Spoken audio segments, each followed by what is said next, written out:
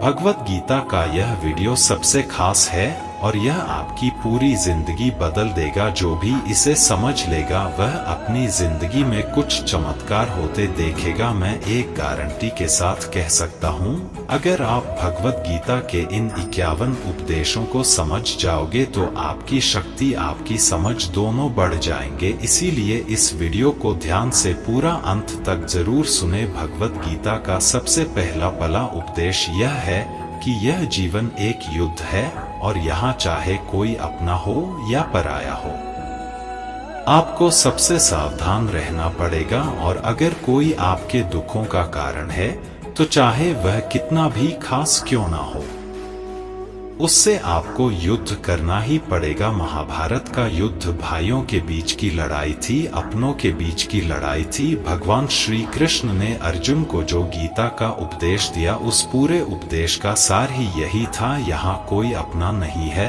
क्योंकि यह आपके मन का अपनापन आपको सिर्फ दुख देगा जीवन में। क्योंकि जहाँ आप अपने मन का अपनापन जोड़ लेते हैं, वहाँ आप भावनाओं से कमजोर पड़ जाते हैं।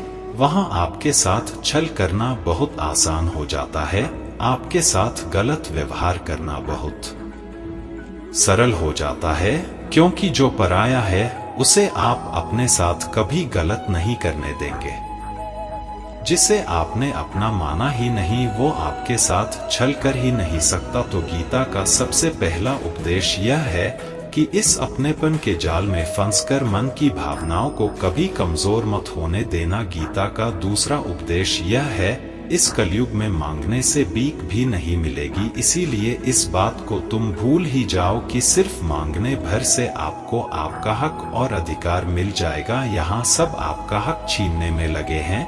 अगर आप दाता धनी बनकर बैठ जाएंगे या थोड़ा असावधानी हो जाएंगे तो लोग आपसे आपका हर हक छीन लेंगे। जिसके पास आपसे ज्यादा शक्ति होगी वह आपको आपका कोई हक नहीं मिलने देगा। कई बार आप कुछ लोगों से इतना दब जाते हैं कि आपको अपनी शक्ति और अपने हक का पता ही नहीं चलता। कई बार आप बेवजह दुख झेलते हैं, क्योंकि जिस पर आपका हक और अधिकार होता है वह आपको नहीं मिलता। इस कलयुग में न्याय और हक आपको अपने आप से कभी नहीं मिलेगा। जब पांडवों को अपने राज्य के लिए, जो कि उनके खुद के पिता का था, वह बिना युद्ध किए नहीं मिला, तो आपको आपका हक कैसे ऐसे आसानी से मिल जाएगा। यही तो गीता का ज्ञान है, यही गीता सिखाती है। धृतराष्ट्र जो दुर्योधन का पिता था, वास्तविकता में वह हस्तिनापुर का राजा कभी था ही नहीं। सिर्फ पांडवों के पिता महाराज पांडु की अनुपस्थिति में उसे कार्यकारी राजा बनाया गया, लेकिन फिर भी उसने और उसके बेटों ने उस राज्य पर कब्जा जमा लिया जिस राज्य पर उनका कोई अधिकार ही नहीं था। और जो पांडव सिर्फ जन्म से ही नहीं बल्कि गुणों से भी उस राज्य के अधिकारी थे, उन्हें अपने ही राज्य को प्राप्त करने के लिए युद्ध करना पड़ा, न जाने कितने लोगों को मारना पड़ा। तो अगर आप गीता के ज्ञान को गहराई से समझेंगे, आपको यह अच्छे से समझ में आ जाएगा कि आज के युग में बिना लड़े आपको आपका हक और अधिकार कभी नहीं मिलने वाला। गीता की तीसरी शिक्षा यह है, किसी भी घर, परिवार या रिश्ते में प्रेम सिर्फ तभी रह पाएगा जब उस संबंध से जुड़ा इंसान सिर्फ अपने बारे में नहीं बल्कि दूसरों के बारे में भी परवाह करें। आजकल लोग रिश्ते तो बहुत जोड़ लेते हैं, पर प्रेम किसी भी रिश्ते में दिखाई ही नहीं देता। किसी को किसी की परवाह ही नहीं है।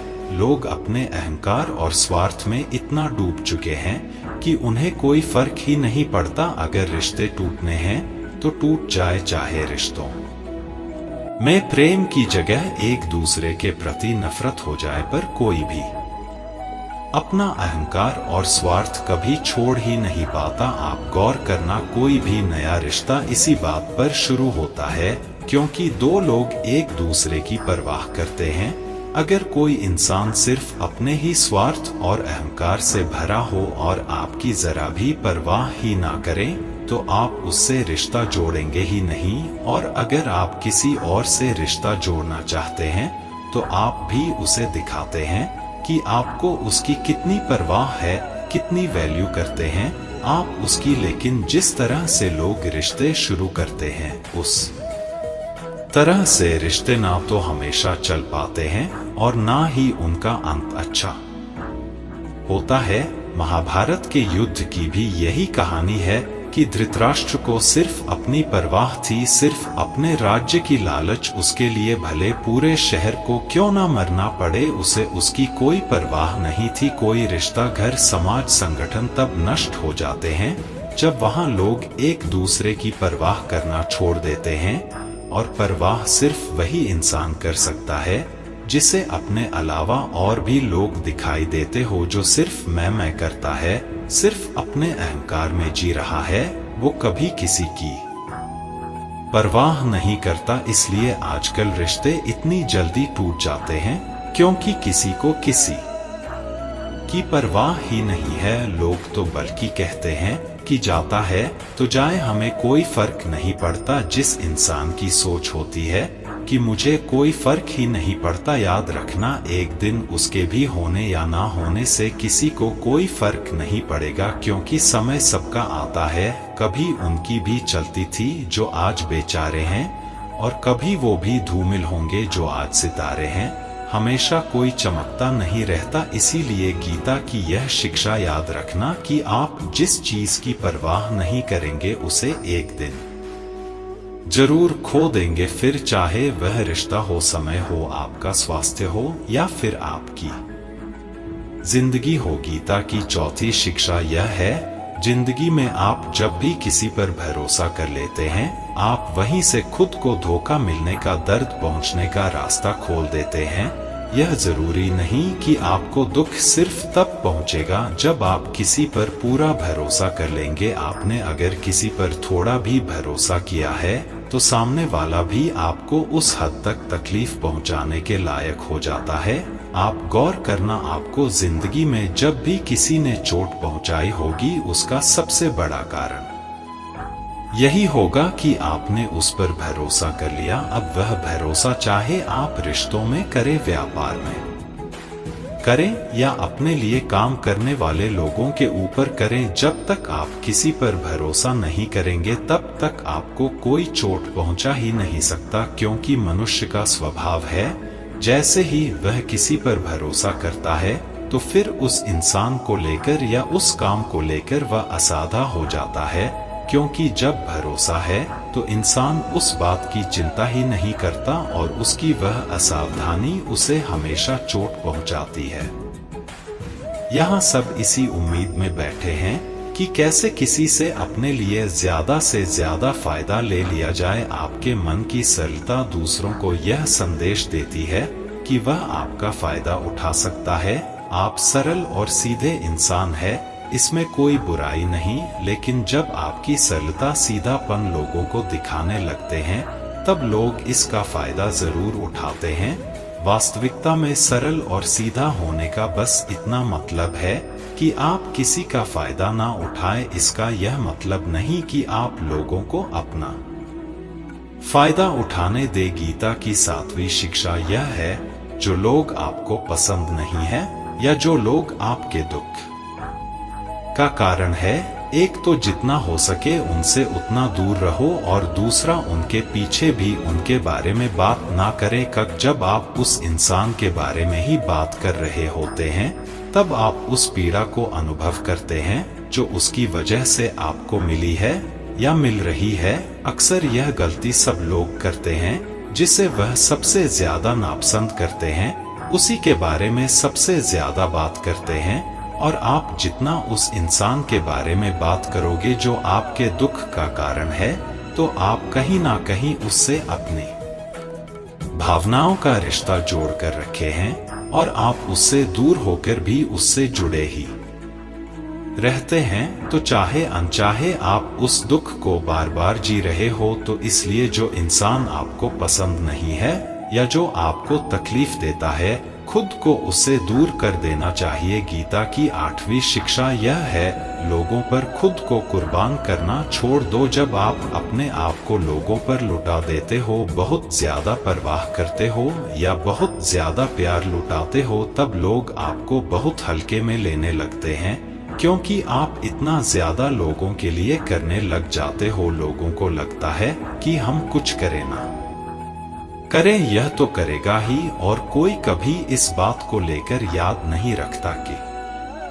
आपने उनके लिए क्या किया। यह दुनिया बहुत मतलबी है, यहाँ आप चाहे कितना भी किसी के लिए कुछ भी कर ले, पर लोग आपके सगे कभी नहीं होंगे। इसलिए लोगों के पीछे हद से ज्यादा नहीं पड़ना चाहिए या किसी की बहुत परवाह नहीं करनी चाहिए। अगर आप चाहते हैं कि लोग आपकी इज्जत करें तो लोगों के पीछे कभी अपने आप को सस्ता मत बनाना। गीता की 9वीं शिक्षा यह है कि जिंदगी में अकेले चलना सीखो। चाहे आप किसी को भी कितना भी अपना मान लो, पर एक ना एक दिन वह आपका साथ छोड़ ही देता है, क्योंकि यहाँ किसी का कोई भरोसा नहीं, कोई भी कभी भी बदल सकता है। जब आप किसी को अपनी सारी खुशियों की वजह बना लेते हैं तो उसके आपकी जिंदगी में चले जाने से आपकी सारी खुशियां भी चली जाती है। अपने आप को थोड़ा अकेले जीना भी सिखाओ, क्योंकि जिंदगी में लोग तो आते जाते रहेंगे, लेकिन जीवन के आरंभ से अंत तक सिर्फ आप ही आपके साथ रहेंगे। वह कहते हैं ना कि इस दुनिया में अकेले ही इंसान आता है और इस दुनिया से अकेले ही जाता है, लेकिन यह जो जिंदगी के बीच का समय है, अगर इसमें अकेले जीने की कला आ जाए तो ना किसी से मिलने की खुशी होगी और ना जिंदगी से किसी के जाने का गम होगा। गीता की 10वीं शिक्षा यह है कि परिवार वह नहीं होता जिससे आपके खून के रिश्ते होते हैं। परिवार तो वह होता है जो आपके दुख में, आपकी तकलीफ में आपके साथ खड़ा हो जाए। अगर परिवार के होने के बाद भी अगर जिंदगी की हर चुनौती का सामना आप अकेले ही कर रहे हैं तो वह परिवार नहीं बल्कि जने भी लोग हैं। आपके लिए अकेले होकर अकेलापन महसूस करना उतना तकलीफ नहीं देता जितना परिवार में रहकर अकेला महसूस होने में दर्द होता है। कौरव और पांडव जिनके बीच इतना बड़ा महाभारत का युद्ध हुआ, उसके लिए श्री कृष्ण ने गीता का ज्ञान अर्जुन को दिया। वह कौरव पांडव आपस में भाई थे, एक ही वंश का खून था, एक ही परिवार का हिस्सा थे। लेकिन अगर भाई और परिवार अगर ऐसे होते हैं, इससे बेहतर तो यह है कि इंसान अकेला ही रहे। गीता की 11वीं शिक्षा यह है, यह कलयुग है, यहाँ कोई आपसे बिना स्वार्थ प्रेम करेगा ऐसा मानना आपकी सबसे बड़ी मूर्खता है। आज के युग में निस्वार्थ प्रेम मिलना असंभव सा है। सिर्फ माँ बाप होते हैं जो अपनी ममता और प्रेम आप निस्वार्थ लुटा देते हैं, बाकी उनके अलावा किसी और से ऐसी उम्मीद रखोगे तो आज नहीं तो कल बहुत बड़ी चोट खाओगे। तो इस बात को आप पक्का समझ लेना कि आज नहीं तो कल आप बहुत बड़ी चोट खाओगे। गीता की 12वीं शिक्षा यह है कि कलयुग में किसी की भी पैसे से मदद नहीं करनी चाहिए जब तक कि किसी के जीने मरने की बात ना हो और उसकी सच्चाई को आप खुद ठीक से ना जानते हो। उसके अलावा पैसों से किसी की भी मदद करने की कोशिश मत करो। अगर आपको ऐसा लगता है कि आपके कुछ पैसे दे देने से किसी के हालात बदल जाएंगे या उसकी जिंदगी सुधर जाएगी, तो ऐसा कभी नहीं होने वाला। आप जब भी किसी की पैसों से मदद करोगे तो सबसे पहले तो उसमें यह खतरा होता है कि उसके साथ आपके रिश्ते खराब हो जाते हैं। दूसरा, आपके दिए हुए पैसे कभी वापस नहीं आते और जब आपको अपने ही पैसों की जरूरत होती है तो आपको भिखारी बन के सामने वाले से मांगने पड़ते हैं और वो रोज आपको बहाने देने लगता है, चाहे वह आपके रिश्तेदार हो, दोस्त हो या कोई भी हो। गीता की 13वीं शिक्षा यह है, आगे क्या होगा उसकी चिंता करना बिल्कुल छोड़ दो। आने वाले कल से बिल्कुल भी मत डरो, घबराना छोड़ दो। आपकी जिंदगी में कभी भी उतना बुरा नहीं होता जितना उसके होने का डर आप अपने मन में बिठा के रखते हैं। आने वाले कल में क्या होगा ये किसी को पता नहीं, तो उसका डर करना भी बिल्कुल फालतू है। आपके हाथ में सिर्फ अभी का पल है, अभी जो चल रहा है उसमें आपको क्या करना चाहिए, आप सिर्फ उस पर ध्यान दो। अपने हालातों को आप कैसे बेहतर बना सकते हैं, अपनी परेशानी को आप कैसे दूर कर सकते हैं, अपने सपनों को, अपनी इच्छाओं को आप कैसे पूरा कर सकते हैं, उसे समझने के लिए आपके पास बस यही पल है। इसीलिए चिंता छोड़ के कर्म पर ध्यान दो, भविष्य की योजनाएं बनाना छोड़ दो, सिर्फ भगवान पर ध्यान दो। भगवान श्री कृष्ण ने अर्जुन से कहा, कर्मन वाधिकारस्ते मां फलेषु कदाचन है।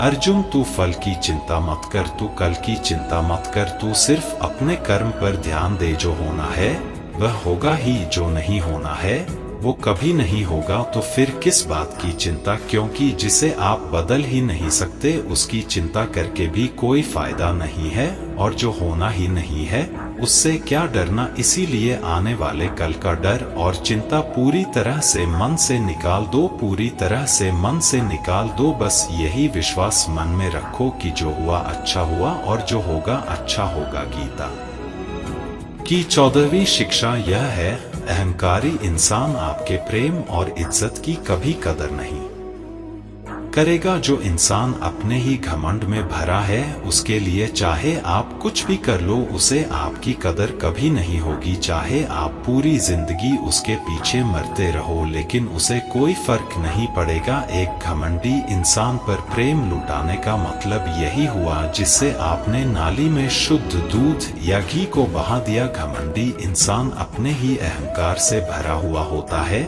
उसे अपने सिवा कुछ नहीं दिखाई देता। दुर्योधन बहुत घमंडी था जबकि युधिष्ठिर उसे बहुत प्यार देता था, लेकिन उसे कभी युधिष्ठिर का प्रेम नहीं दिखा। उल्टा वो जिंदगी भर उससे जलता रहा, जिंदगी भर उसे परेशान करता रहा। जैसे नशे में डूबे इंसान को कुछ होश नहीं रहता कि वह क्या कर रहा है, क्या बोल रहा है। ऐसे ही जो इंसान घमंड के नशे में चूर है उसे कुछ पता ही नहीं चलेगा कि आप उसे कितनी इज्जत दे रहे हैं या आप उसे कितना प्यार दे रहे हैं। ऐसे इंसान को प्यार और इज्जत देना मतलब अपने सर पर ही अपने हाथों से जूता मारने के बराबर हुआ। जो अपने ही घमंड से भरा हो उसे दूर होकर उसको उसके हाल पर छोड़ दो। शायद आपके उसको छोड़ देने पर उसे अकल कुछ आ जाए, और अगर उसे तब भी अकल ना आए तो आपने और भी अच्छा काम किया। उसे अपनी जिंदगी से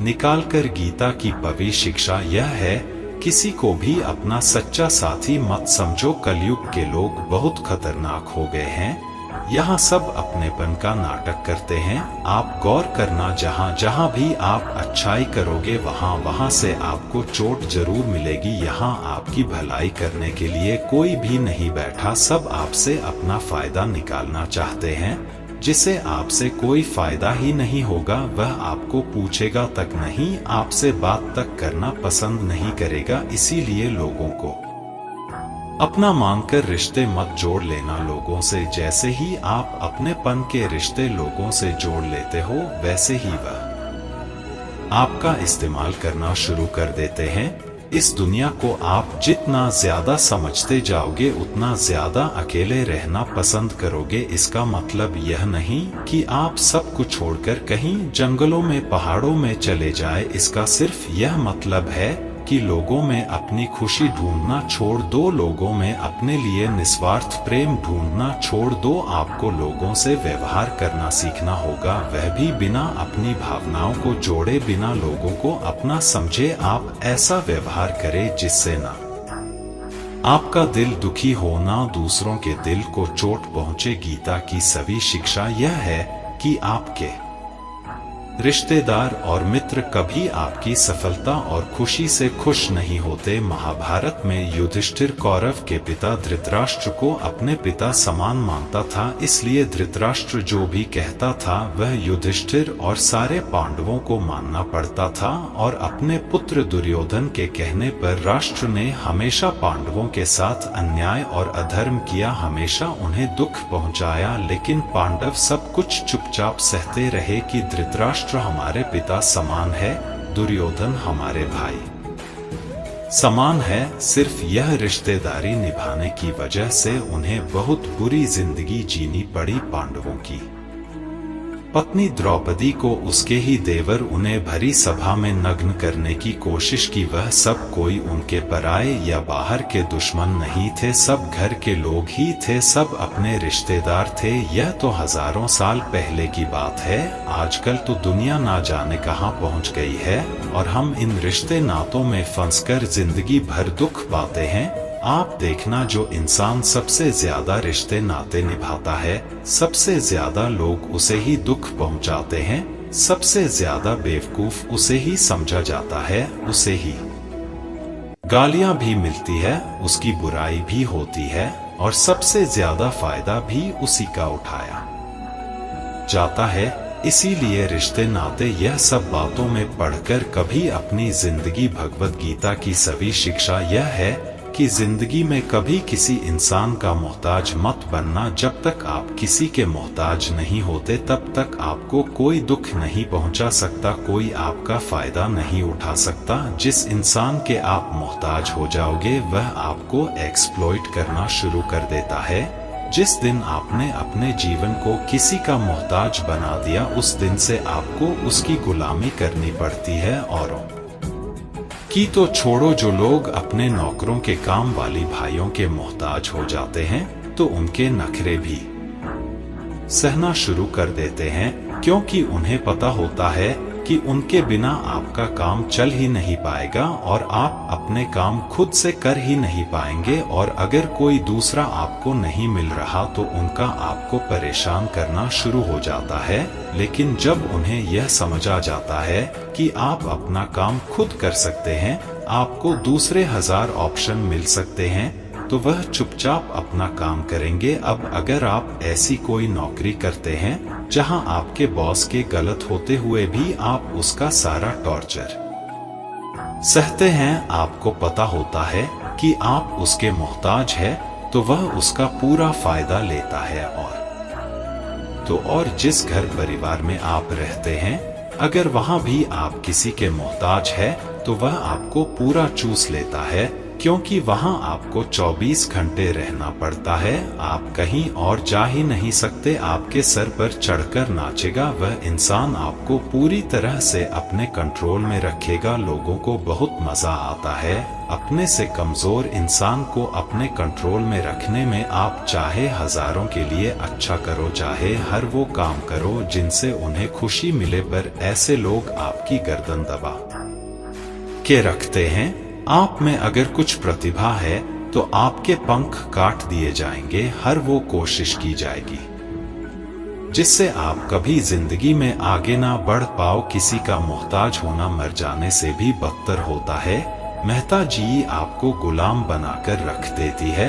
आपने कभी गौर किया कि आपकी जिंदगी वही लोग खराब करते हैं जिनके आप मोहताज हो जाते हैं। आपका सारा दुख वहीं से आता है जिसके आप मोहताज हो जाते हैं। श्री कृष्ण ने अर्जुन से कहा, मेरी विभूतियों का कोई अंत नहीं, इसलिए सब नाम, सब भगवान, सब देवता, सब मेरे ही रूप है। इसीलिए तू किसी भी देव या ईश्वर में भेदभाव मत करना, किसी को छोटा बड़ा मत समझना। गीता की 44वां शिक्षा यह है कि सुख की इच्छा ही आखिर में हमारे दुखों का कारण बनती है। श्री कृष्ण ने अर्जुन से कहा कि जितना मनुष्य सुखों की लालच और इच्छा करता है, उतना ही उसकी इंद्रियां सुख भोग में आसक्त हो जाती है, उतना ही इंसान का मन संसार के सुख और आकर्षण का गुलाम बन जाता है। जितना सुख के पीछे भागेगा उतना ही उसे दुख के अनुभव से भी गुजरना पड़ेगा, क्योंकि यह संसार का नियम है। जो चीजें शुरू में मन को आकर्षित करती हैं, बाद में वह बहुत दुख देती हैं, और जो चीजें शुरू में मुश्किल लगती हैं, कठिन लगती हैं, बाद में वह बहुत काम आती है। गीता की 45वां शिक्षा यह है, जो भी मनुष्य दुनिया के सारे सहारे छोड़कर सिर्फ भगवान को ही अपना सहारा मान लेता है, उसकी हर जरूरत वह परमात्मा पूरी करता है, उसकी हर प्रकार से रक्षा भी परमात्मा ही करता है। भगवान श्री कृष्ण ने कहा, अनन्यास्तयो माम ये जना पर उपासत तेषाम नित्याभियुक्ता नाम योगक्षेमं वमय।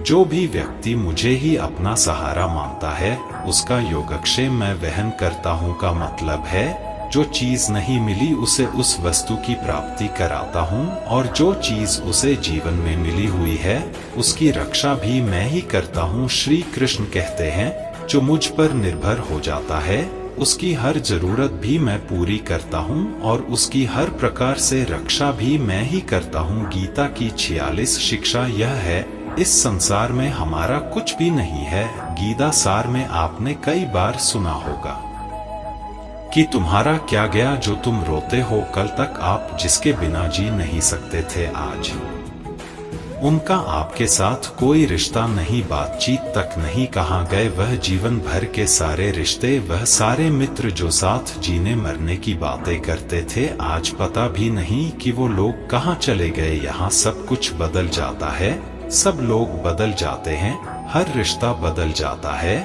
और हमारा ये शरीर भी हर दिन बदल रहा है।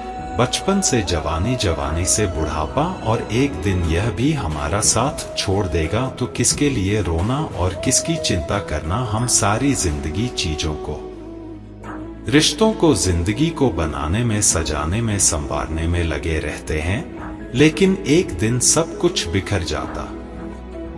सारी जिंदगी जिस संपत्ति, जिन रिश्तों के लिए हम लड़ते रहते हैं एक दिन सब कुछ छोड़कर हम इस दुनिया से चले जाते हैं। गीता की 47वां शिक्षा यह है कि किसी से भी हद से ज्यादा मोह कभी मत करना। श्री कृष्ण ने गीता का पूरा ज्ञान ही अर्जुन के मोह को नष्ट करने के लिए दिया है। मोह ही है जो इंसान को सबसे ज्यादा रुलाता है। मोह इतना बलवान है कि शेर जैसे इंसान को भी गीदड़ बना दे। जो अर्जुन युद्ध में देवताओं से भी जीत गया पर अपने रिश्तेदारों को युद्ध में देखकर उसका हाथ कांपने लगा। वह बोला, हे केशव मेरे हाथ में धनुष पकड़ने की भी ताकत नहीं बची है, मेरे हाथ कांप रहे हैं, मैं यह युद्ध नहीं कर पाऊंगा। मोह इतना पेनफुल होता है जिसकी पीड़ा ना सह पाने के कारण कई लोग अपना जीवन ही समाप्त कर लेते हैं। किसी से भी हद से ज्यादा मोह करोगे तो जीवन भर पीड़ा का सामना करना पड़ेगा। जो व्यक्ति अपने मुंह से बाहर नहीं आ पाता उसका सब कुछ उससे छिन जाता है। इसीलिए गीता का ज्ञान बार बार यही सिखाता है कि अपने मन के मोह को त्याग करके बलवान और बुद्धिमान बनो। गीता की 48वां शिक्षा यह है कि इस दुनिया में अगर आए हो तो दुख तो मिलेगा ही, क्योंकि श्री कृष्ण ने गीता में कहा यह संसार दुखाल आशा शवम है, अर्थात यह संसार दुखों का घर है। जिसे औषधालय में औषधि मिलती है, पुस्तकालय में पुस्तकें मिलती है, चिकित्सालय में चिकित्सा होती है, वैसे ही यह संसार दुखाल है। यहाँ दुख सुख तो जिंदगी में अवश्य में आएगा, तो उससे डरना नहीं है, उसकी चिंता नहीं कर रही, क्योंकि यह संसार आशा शव भी है। मतलब कि यहाँ कुछ भी परमानेंट नहीं है, यहाँ सब कुछ बदल जाता है। दुख सुख में बदल जाता है, सुख दुख में बदल जाता है, सम्मान अपमान में बदल जाता है, खुशी दर्द में और दर्द खुशी में कभी भी बदल जाती है। जीत हार में और हार जीत में यहाँ कुछ भी बदल जाता है। यहाँ कुछ भी परमानेंट नहीं है, ना हम और ना ही हमसे जुड़ी कोई चीज। गीता की 49 शिक्षा यह है, अवश्य में भक्त वत्सल भोगना ही पड़ेगा, चाहे कोई कितनी होशियारी कर ले, लेकिन कर्मों का डंडा आज नहीं तो कल सबको लगता है। गीता की पवित्र शिक्षाएं है कि आज में जीना सीखो और कल की चिंता छोड़ दो। 51 शिक्षा यह है